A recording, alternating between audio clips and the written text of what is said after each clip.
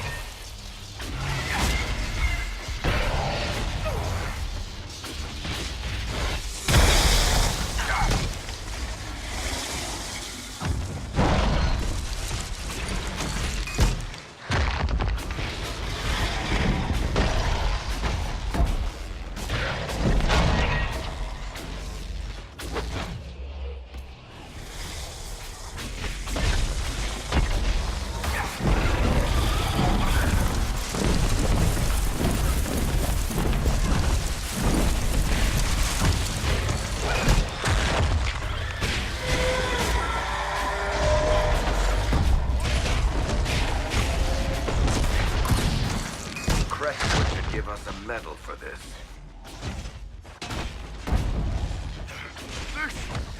This is the greatest day of my life! Did you all see that? Asa! Inquisitor, come have a drink. To killing a high dragon like warriors of legend. What exactly am I supposed to be drinking? Maras lok. What does that mean? It means drink!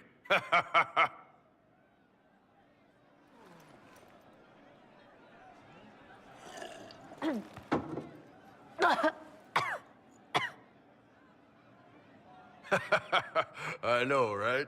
Put some chest on your chest. That little gurgle right before it spat fire. And that roar. What I wouldn't give to roar like that. The way the ground shook when it landed. The smell of the fires burning. Tarsidathan Halsam. You know, Kunari hold dragons sacred. Well, as much as we hold anything sacred. Here, your turn. That thing you just said, you shouted it during the fight, too. What does it mean? Oh, Tarsidathan Halsam. Closest translation would be, I will bring myself sexual pleasure later, while thinking about this with great respect. You shouted that while it was breathing fire at us. I know, right?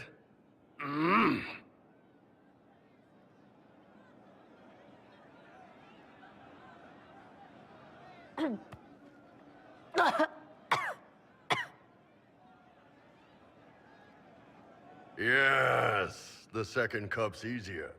Most of the nerves in your throat are dead after the first one. Atashi, the glorious ones. That's our word for them. Atashi. Why do you think the Gunari think of dragons that way? Well, you know how we have horns. We kind of look more dragony than most people. Maybe it's that. But a few of the Ben Hasrath have this crazy old theory. See, the Tamasrans control who we mate with. They breed us for jobs like you'd breed dogs or horses. What if they mixed in some dragon a long time ago? Maybe drinking the blood, maybe magic, I don't know. But something in that dragon we killed spoke to me.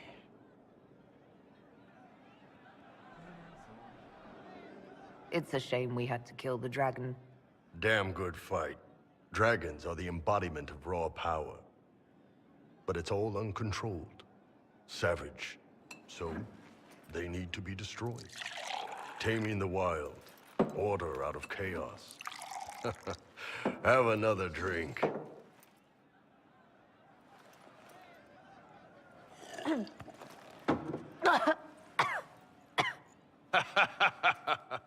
Nice. To dragons.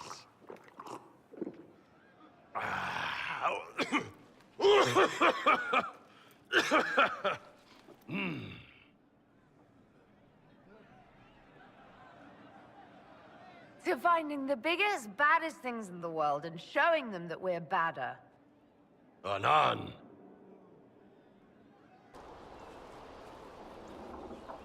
What have you done now? I get it, Seeker. You're still sore after our spat. I'm not a child, Varric. Do not suggest I'm without reason. A peace offering. The next chapter of Swords and Shields. I hear you're a fan. This is your doing. Oh yes. Do you really think I'd miss this? Well, if you're not interested, you're not interested. Still needs editing anyhow. Wait! You're probably wondering what happens to the Knight Captain after the last chapter. Nothing should happen to her. She was falsely accused. Well, it turns out the guardsmen... Don't tell me! This is the part where you thank the Inquisitor. I don't normally give sneak peeks, after all.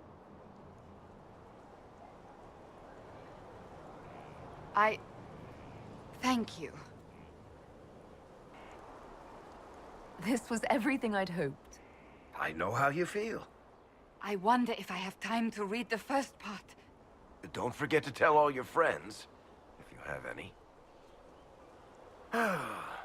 Completely worth it.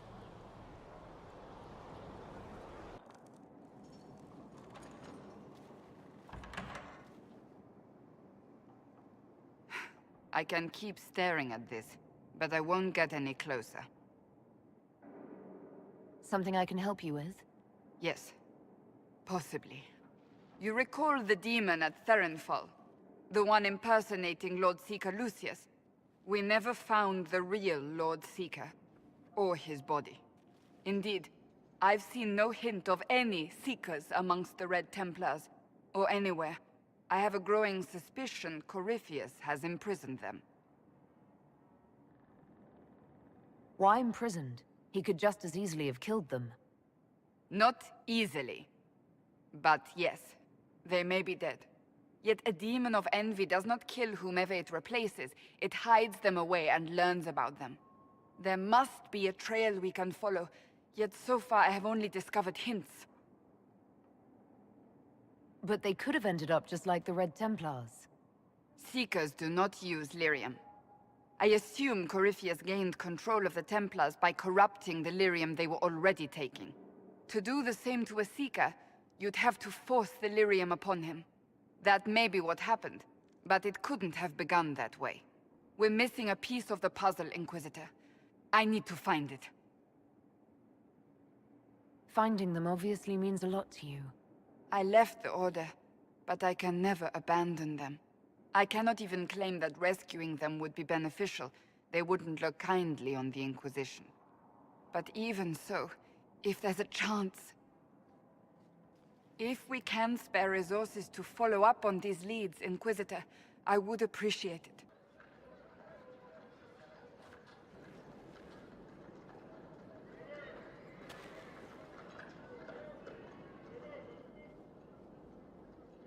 Welcome, my friend. Thank you for seeing us, Comte Boisvert. The honor is mine. Please, sit. It's an honor to assist two such distinguished guests.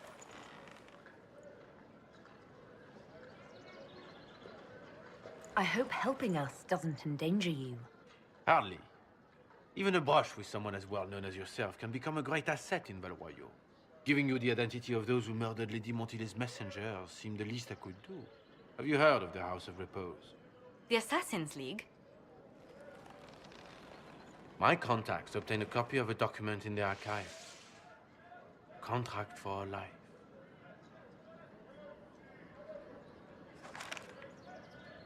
The House of Repose is hereby sworn to eliminate anyone attempting to overturn the Montiliers' trading exile in Orlais.